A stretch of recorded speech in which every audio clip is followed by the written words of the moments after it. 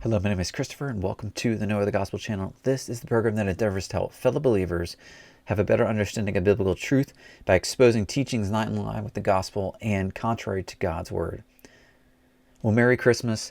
On this channel, we talk about what the true gospel is, and we compare that to the other gospels that are out there. And no better time to talk about the true gospel than Christmas. And during this Christmas season, there is no shortage of falsehoods. And, not just in the world around us. Yeah, you're going to hear all sorts of crazy things. You're going to hear just Christmas songs that have nothing to do with Christ.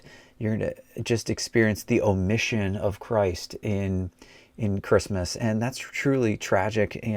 But it's not just the world, it's also in the church. And please be careful when you listen to things online, and maybe you go to the Christmas Eve service at your local church or a different church if you're visiting family.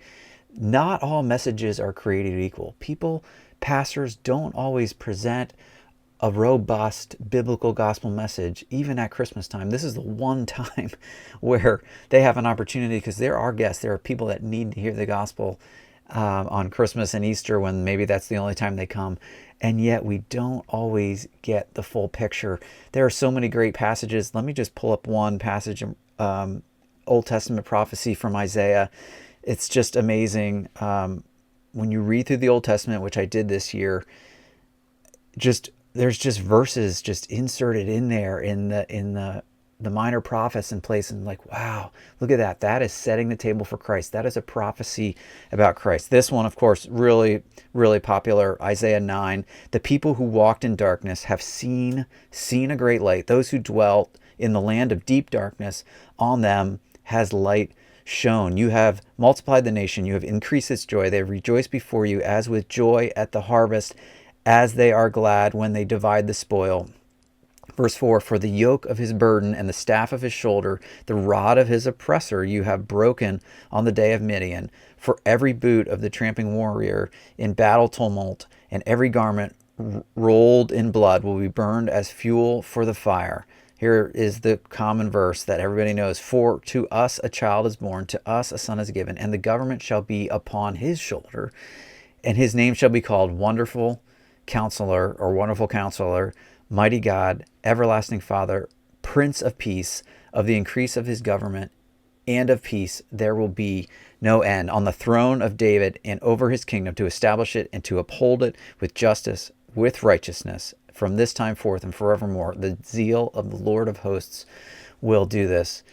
What a great prophecy of Christ. And let's just remember what this season is all about Christ coming to earth.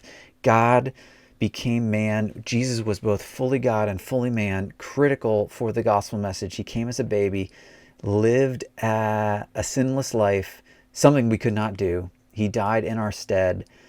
This is a salvation through him and through him alone. We could not earn it. Nothing we could do could overcome our sin. Jesus came and paid that penalty. We have filthy rags.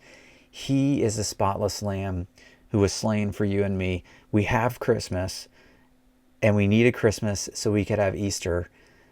So rejoice in the Lord in his arrival on earth as a baby in the manger this Christmas season, keeping in mind the beautiful, beautiful gospel message that we have been saved by grace through faith, this not of ourselves. It is the gift of God, so that no one can boast. See you next time.